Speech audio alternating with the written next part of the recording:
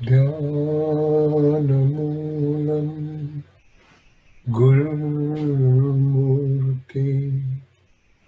Pujamoolam Gurur Padam Mantramoolam Gurur Vakyam Mokshamoolam Gurur Kripa Om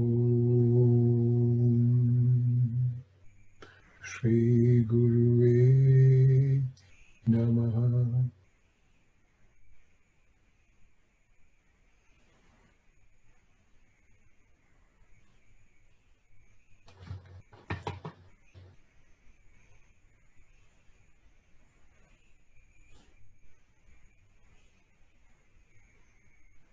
Ishavasya Upanishad. It is from Yajurveda, Shukla Paksha, and the last Upanishad. Unanimously world over by those great masters as well as great scholars, all have unanimously accepted Ishavasya to be number one Upanishad. Whether we are atheist or theist, we all believe in some superpower, whether within us or without us. And we may call sometimes that superpower as God. So this Ishavasya Upanishad, the tradition is to begin with a Shanti part and end with Shanti part. And this, a particular Shanti Mantra is Om Sahana Vavatu Sahanau Bhunaktu Sahaviryam Karvavahai Tejasvina Vaditamastu Ma Vidvisha Vahai Om Shanti Shanti Shanti.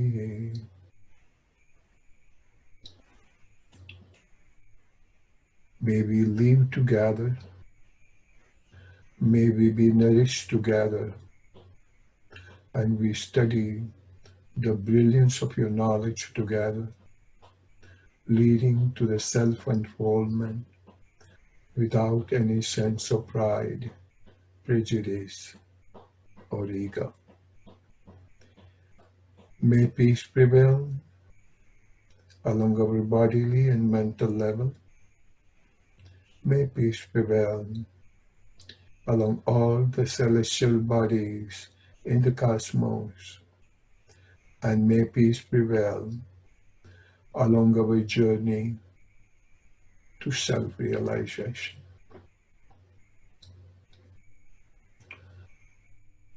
It is such a distinct pleasure to welcome you all to such a beautiful study of this Upanishad, Ishavasya Upanishad.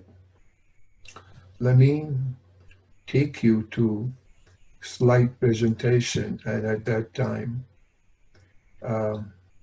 you will hear what I want to say.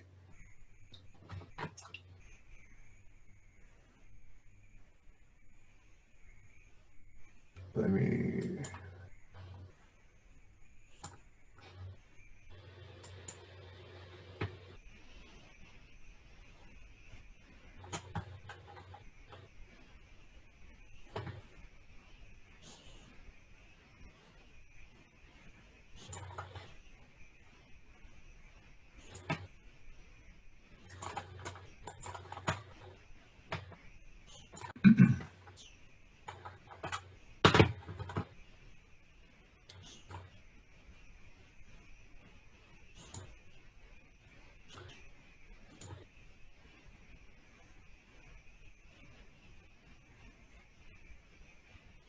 Those of you who don't know, he's my guru, inspired entity. Name is Swami Satyananda Saraswati.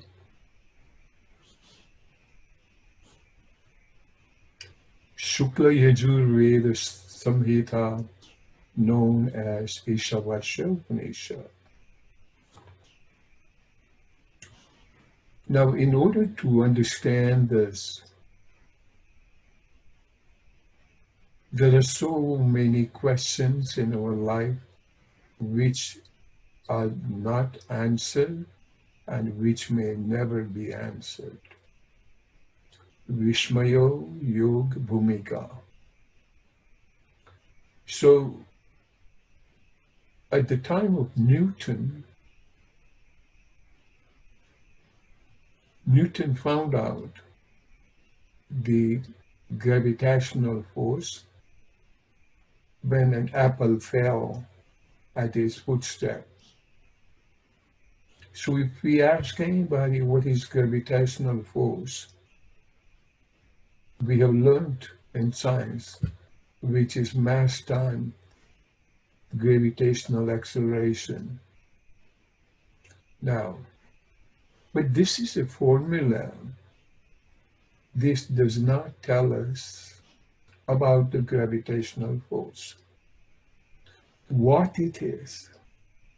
And on a parallel line, if we go to somewhere, look outside, and you ask somebody, what is it? And he may say, it's a tree. But what is it? And the person may even get upset and mad and says, didn't I tell you it's a tree? But then the boy said, tree is the name you gave, but what is it?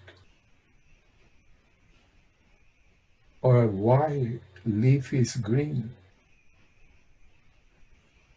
Those answers we don't know,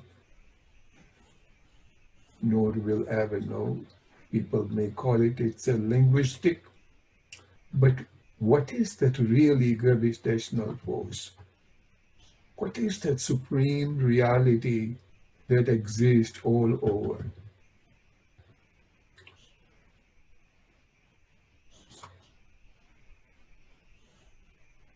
And the other things that bothers us on a day-to-day basis, that we often say that, and we blame almost everybody, and sometimes to us ourselves, that we suffer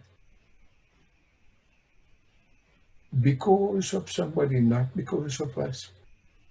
Or if nothing else, we just blame it on God. God makes me unhappy. God gives me pain. Or it is my bad karmas.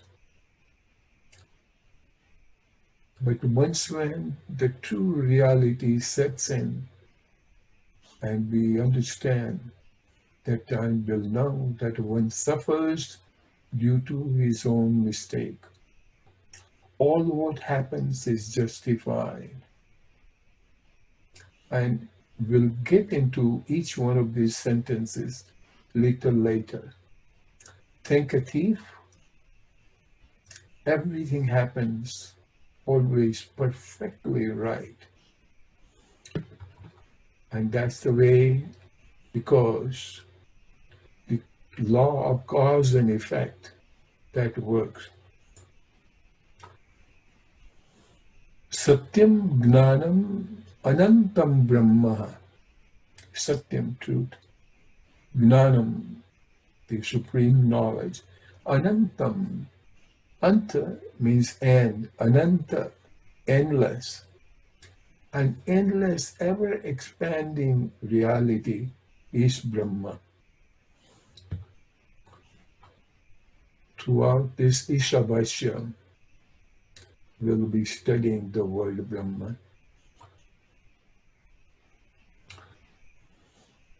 Bhagavad Gita, chapter 6, stanza 30, such a beautiful and powerful sloka.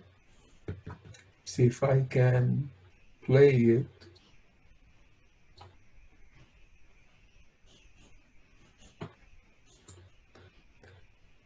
Yo mam pashyati sarvatra, sarvam cha me pashyati, tatsya hamna pranishyami, cha namena pranishyati. So again, even though it has been stated by Bhagavan Sri Krishna, but understand the cosmic intelligence that word will be using so often throughout. You mam pashyati sarvatra, the one who sees me everywhere. Mam me pashyati, observes, so sees sarvatra.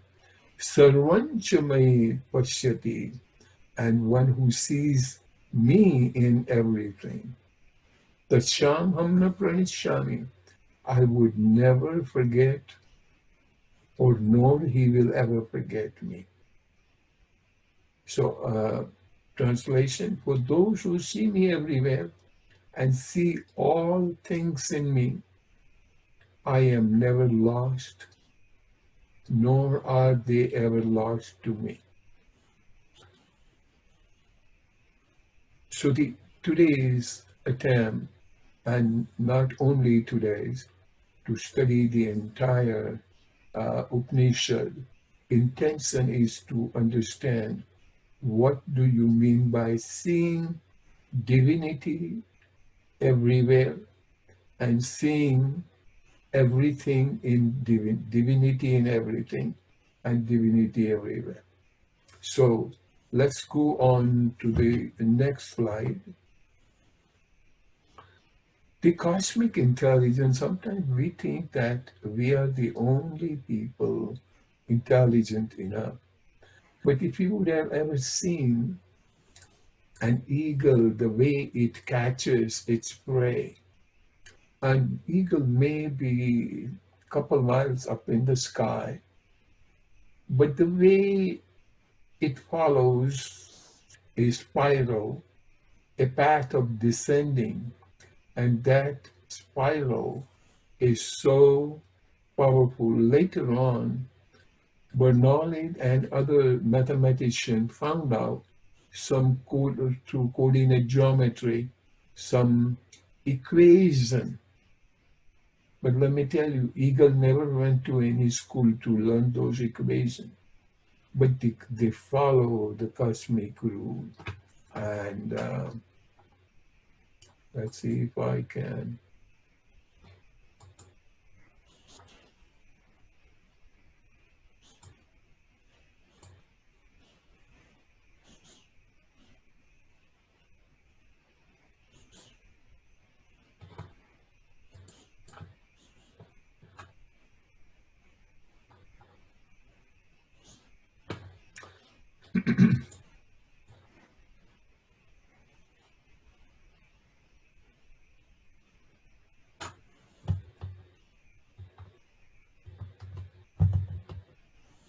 Just see how an eagle catches the prey. What type of how it follows the circular or the cyclic path. And similar cyclic path is visible throughout the cosmos. And this is the center core of sunflower. And these are the various floret. But this floret also follows this cyclic pattern.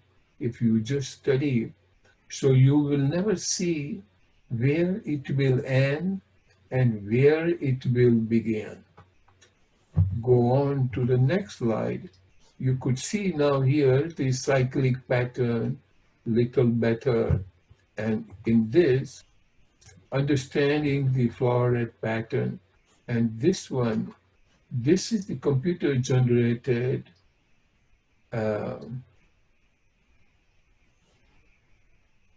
the cyclic pattern. So to say, cosmos is full of this kind of spirals, uh, and still more to see what type of other intelligence which is buried in the cosmos. Now, this particular one, what you see is quantum dot nanocrystal deposited on a silicon substrata. The silicon, which you see at the bottom of the ocean, and you see this pattern. What is that pattern? We don't know. But there's a distinctly a pattern and distinct colors. Who has created that? Or instead of asking the question who, I will be using the word what or which has created that. Because it's not necessarily a living being or a man or an animal or an insect, but how that cosmetically exists.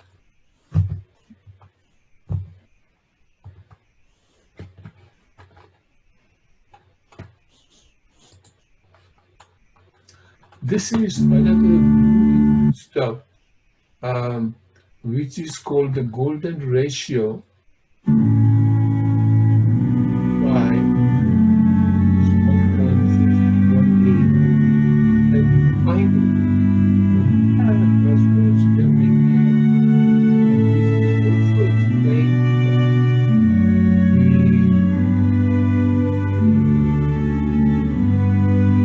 the spiral.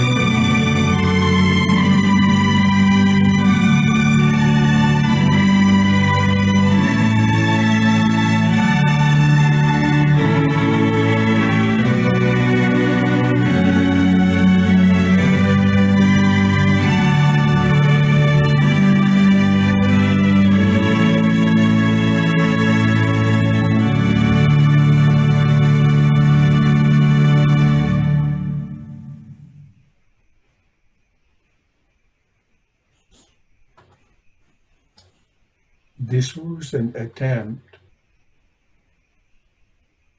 to learn, to understand, and to explain the word omnipresence. That is, Isha, you may call it God, how it is omnipresent and how the cosmos is integrated this beautiful pi principle or the ratio 1.618. And it's true everywhere. Mathematicians and the scientists found out later. Of course, they did a phenomenal job. And you see how the knuckles are connected, how the human face, race, and the rest of the body is connected. Uh, what proportions it is creating, it's just mind-boggling. So with this, it's going to tell us or going to guide us with the word of gratitude. And intention behind this particular Ishavasya Upanishad is to dissolve our ego, dissolve our doership, and merge with the cosmos to see what that intelligence is. Here we saw at the end, this video was sharing with us is the galaxy. But the galaxy pattern of the spiral had been shown. And the spiral is ever expanding, meaning you cannot find the end of the spiral, nor you can find the origin of the spiral, because it can keep on going in and in and in and in. And the video was sharing with us the some measurement unit called angstrom. I don't know, it is 10 to the power minus 30 or 32, something like it. And even that does not explain. So how would you know the seed, the origin of, or the beginning of this cosmos? Quite often, this question will bother us and will bother us also as to how big the sky is. Okay, but do not let it bother you, but on the contrary, magnum or the vastness, and Sanskrit word is virat, try to appreciate. And that beauty, later on, it explains that is what you are. And that is the vision of those great masters of Vedic time, that they have left this Ishavasya Upanishad for us to understand. Let me take you now this to some understanding that the spiral, gravitation, osmosis,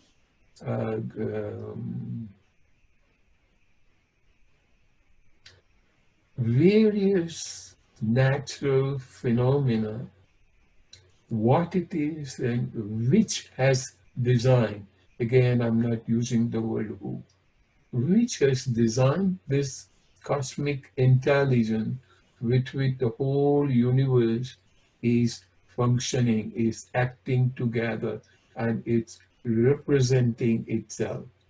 So that which with which the entire existence is possible, that is some intelligence.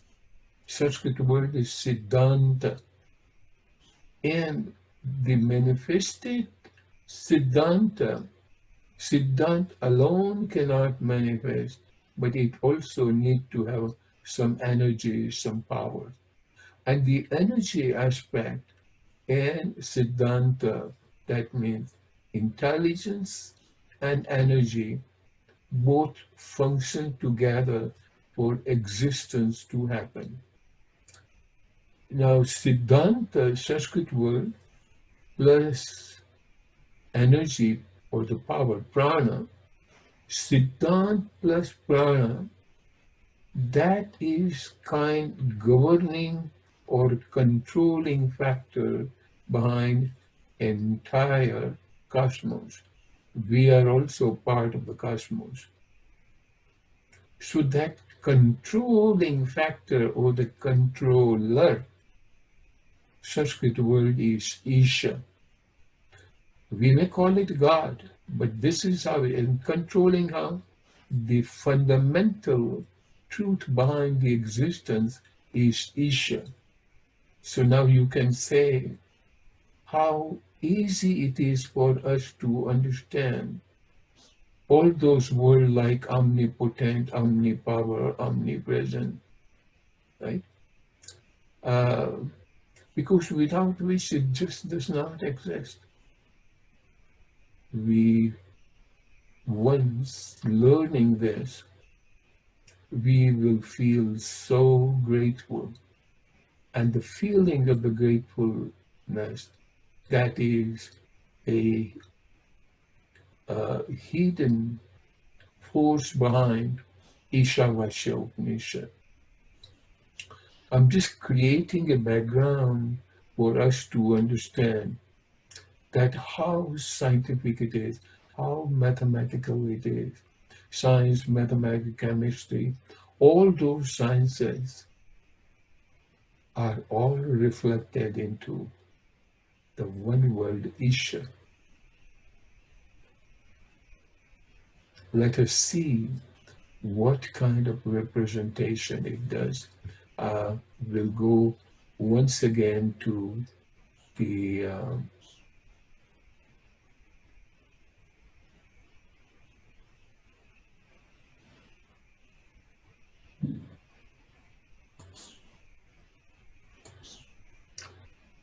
I would, my humble request that try not to communicate to me anything you have. I will, this is just the beginning. I'm not going to finish, and I cannot finish the entire Upanishad. So allow me to present smoothly, and toward the end, we will have few little time after 7. If you have any question or suggestion, I will do take into account. So understanding these two words, Siddhanta, that is intelligence and energy, these two together makes anything manifested like what we call the world or the cosmos or the galaxies. Let us go to, once again, the slide presentation.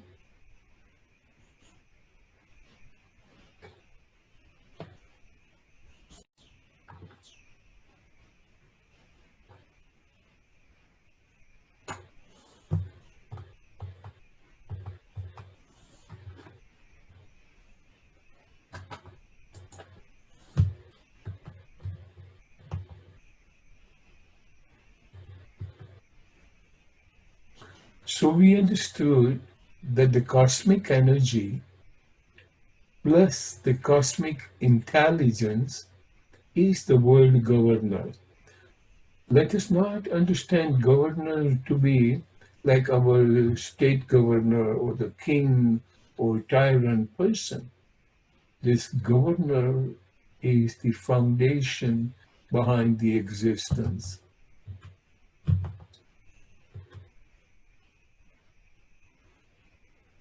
And governor, you can even call it a ruler, cosmic energy, cosmic intelligence. Shakti, cosmic energy, and cosmic intelligence, Siddhanta, and these two together, Sanskrit word is Isha. And I wouldn't say that these are two separate, these are the two sides of a coin that coexist. Attitude of gratitude. Anything that our body is even capable of doing it, you just see that intelligent. We think that I am intelligent, understand, but how even your intelligence got derived, these five senses with which we are learning, which was that intelligence that designed those five senses, and how the reason or any picture which is outside, our eye sees it like a camera and translates into electromagnetic neurological pulses, and how it is interpreted and how it is stored. So um, the background information, background intelligence, and background power, prana, we do not think of it, without which we could not have thought even.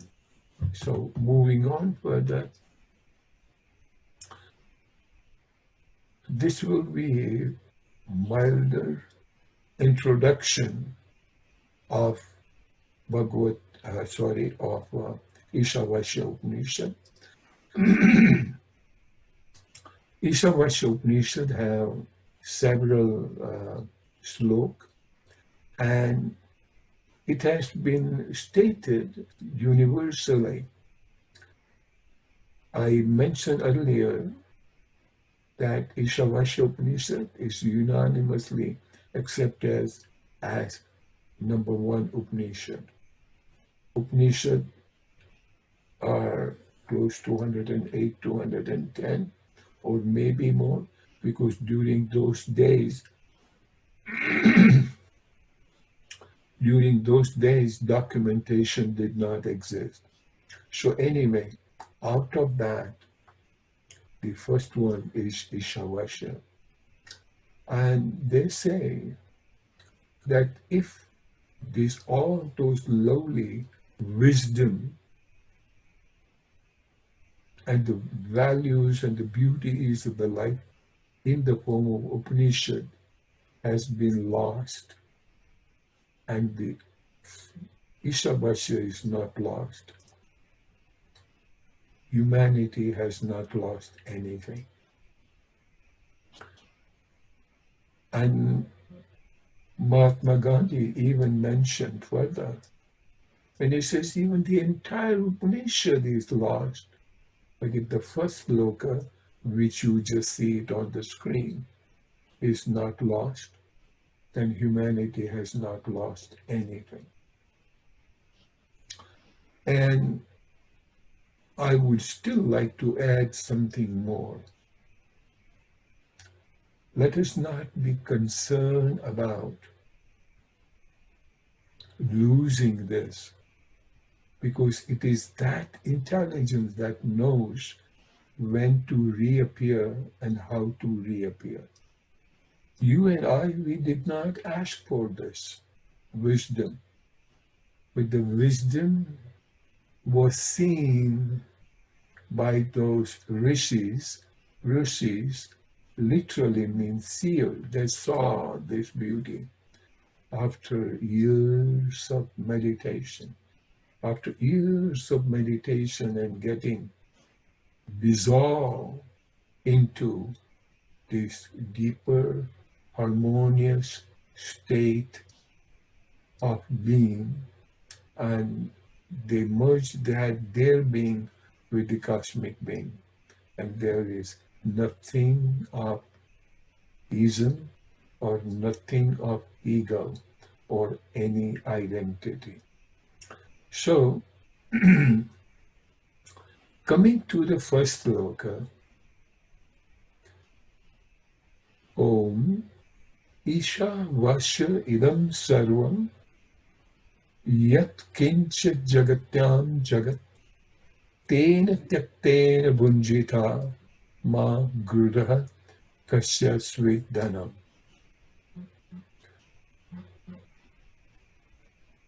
Word by word, if you take it,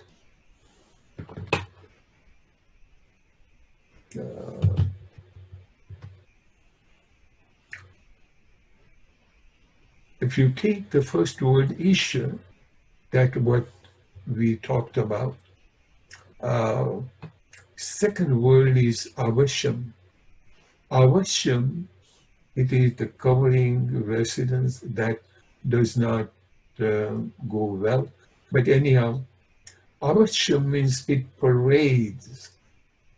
And what do you mean by parade? For example, if you take milk and you don't see butter in the milk, but every molecule of milk is paraded by the butter, or the butter parades into this. They are not separate.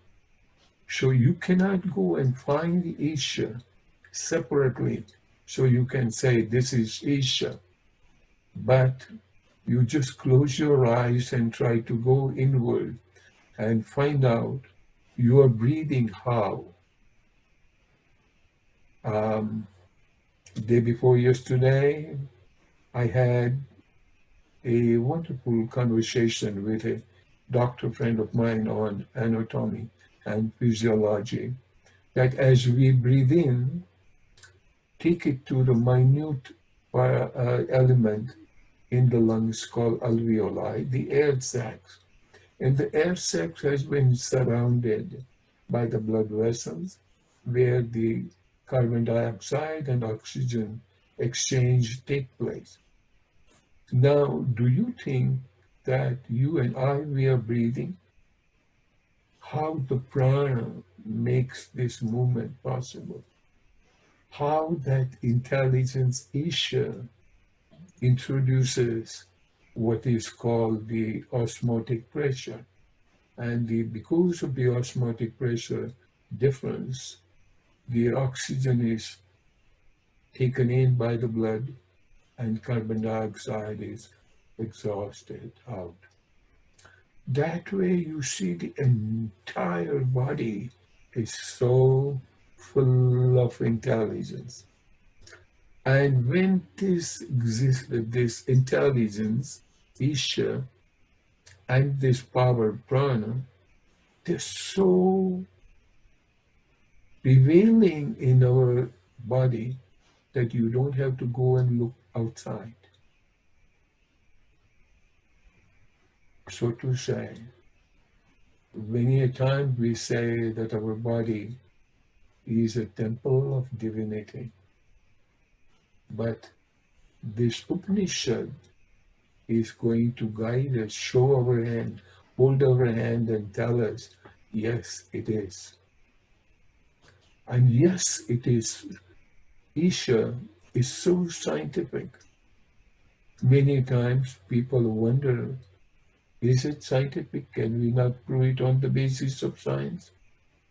On the contrary, dear friends, you can prove the science with the help of Ishavasya. So Isha, the supreme ruler, the controller, Avasya parades exist. Idam means this, Sarvam means in all. So in all this parades Isha. And I told you, without this, the manifestation is not possible. And then he says, in all this where the Isha is parading, there is some beautiful, never-changing truth in it. And what is that truth?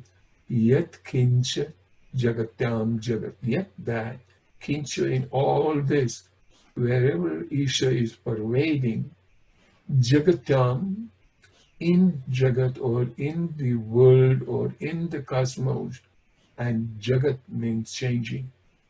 So in this world, which is pervaded by Isha, in all this pervaded by Isha, that is continuously changing, moving.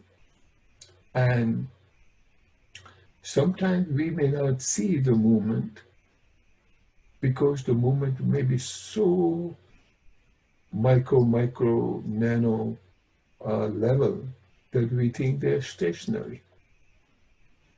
but it is changing. We'll apply this in our day-to-day life and we'll learn. But right now, just the translation wise as to what does the first sloka mean. And then the second, the first of all, Ishavasya Sarvam. That is first quarter of the slok. And the second quarter of the slok is Yakinch Jagatyam Jagat. Now we'll go to the third quarter. Tena Tyaktena Bunjita. Tena meaning what? By Isha or by which. Tyaktena, Tyakta it has various meaning, but with reference to the context, even though the word Tyakta means to renounce, to be detached, to give up. But here, Isha does not give up anything. It allocates like a big family member. It allocates different funds to their children and the different members in the society. So this is the allocation, the tyaptena, and the word bunjita means enjoy. Such a beautiful, powerful Upanishad that is not asking for give up and do not enjoy it. No, you enjoy, but enjoy what? That came to you as an allocation, that the supreme reality brought to you, that you enjoy. So tena taktena bunjita. This is the third quarter, and the last part say, but it just doesn't leave you with that you enjoy, but it gives you certain discipline, certain deservance, certain qualification. And what are those qualifications? It says, Ma, Gruda, Kasya, Sweet, Dhanam. Ma means not. Gruda, covet or steal or take somebody else's. So Kasya, that of somebody. Sweet, anybody's. Dhanam means wealth. Now, mind you, wealth is, do not consider this as dollar or gold. Anything wealth meaning, dhanam meaning, any objective need that is fulfilled with dhanam. So dhan is the one which fulfills the objective need. So whichever way you want to apply. So anything and everything which you have, which you need as an objective need, supreme consciousness, that Isha has already provided. Give you one or two examples. And one of the most example that we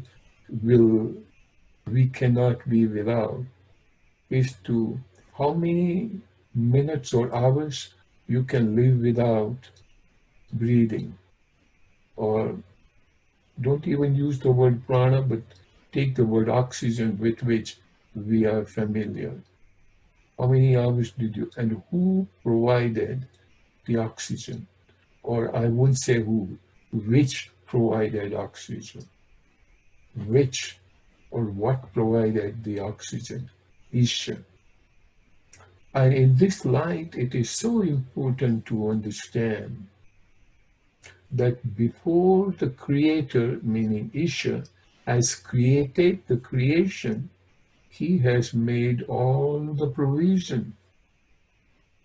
He has not just created the existence like human being, marine animal, land animal, but in order for them to survive independently and forever self-sufficient, The earth, the biosphere, is so made that have you ever thought that you have to go to some pharmacy to get certain bottles of oxygen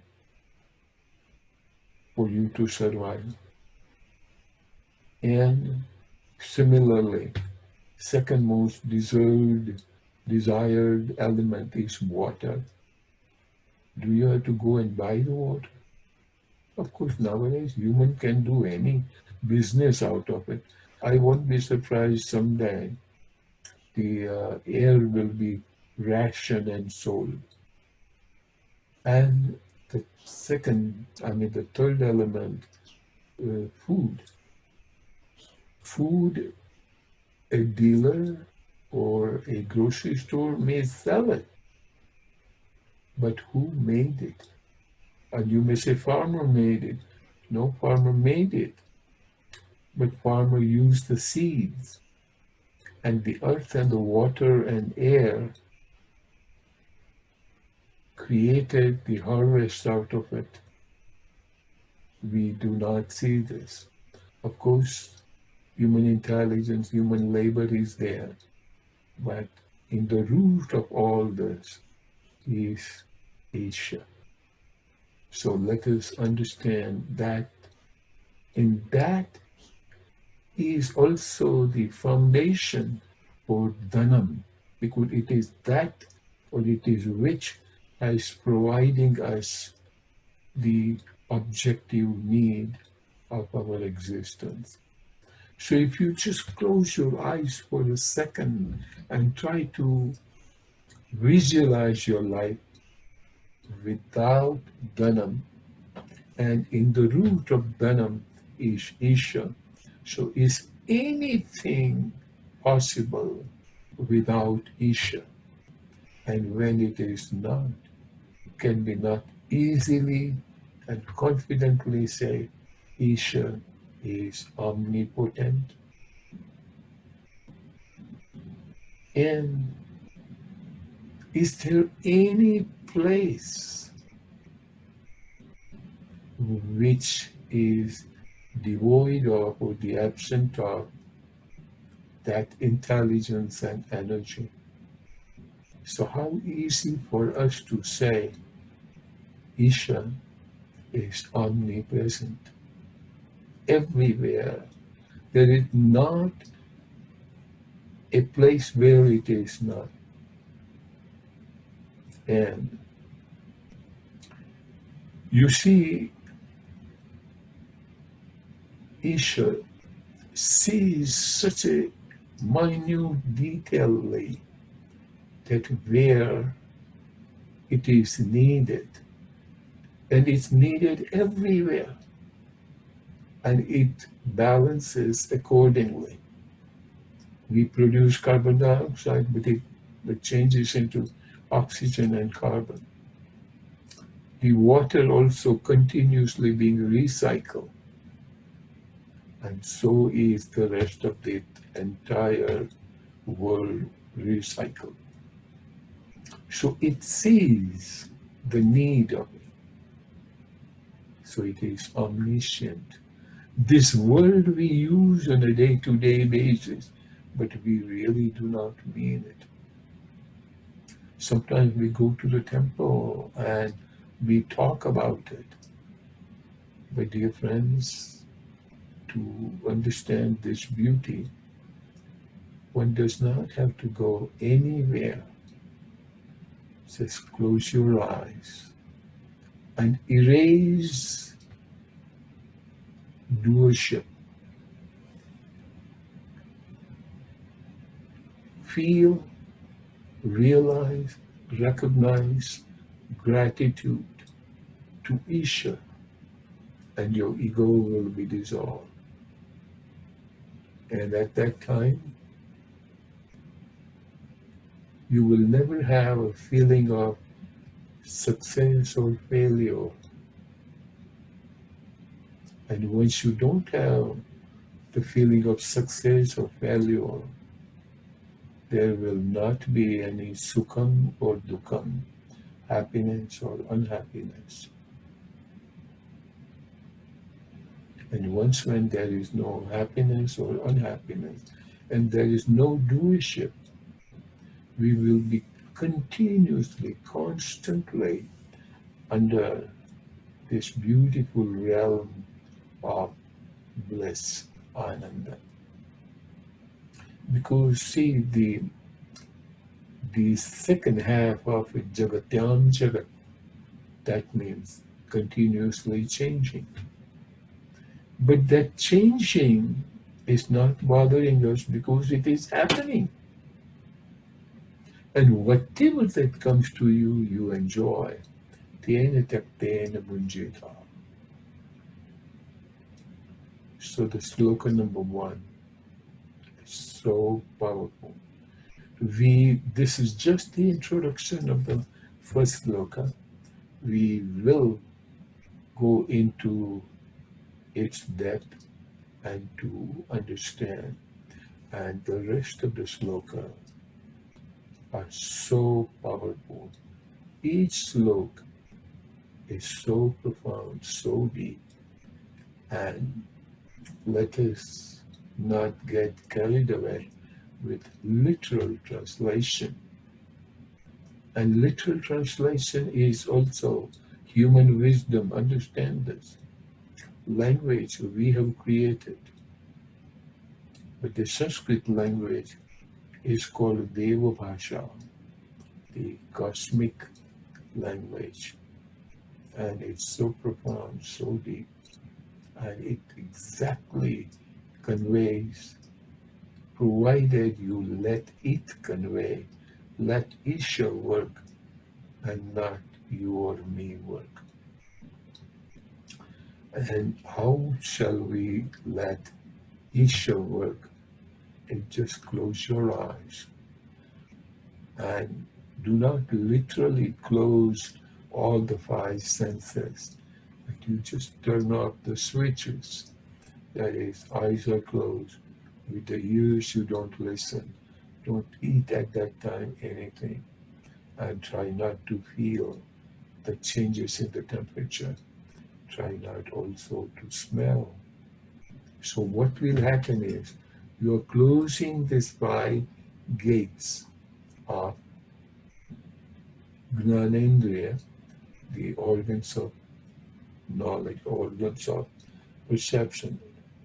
And similarly, if you close the 5 organs of actions, uh, which is Karmendriya, will cover all this detail, but this type of gates, once you willingly, passionately close it, then the external disturbance in the form of vikshepa, in the form of avrana. Avrana filters, vikshepa running around, disturbance. Those ones when are understood and taken care of. Once there is no disturbance, meaning the water is so silent and serene, you take away the waves out of ocean, then you cannot even anymore call it ocean. That is just a lake, profound, silent lake. So you could see the bottom of the lake, howsoever deep may it be. Dear friends, we'll end this with Shanti part, and later on, after 7, I will still keep it open in case somebody has any question or suggestion. So kindly join me in the Shanti part.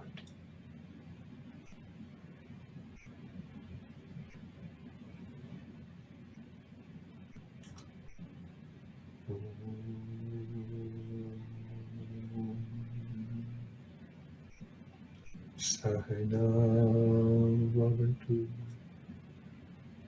Sahano Bhunaktu Sahaviryam Karvavahai Tejasvina Vaditamastu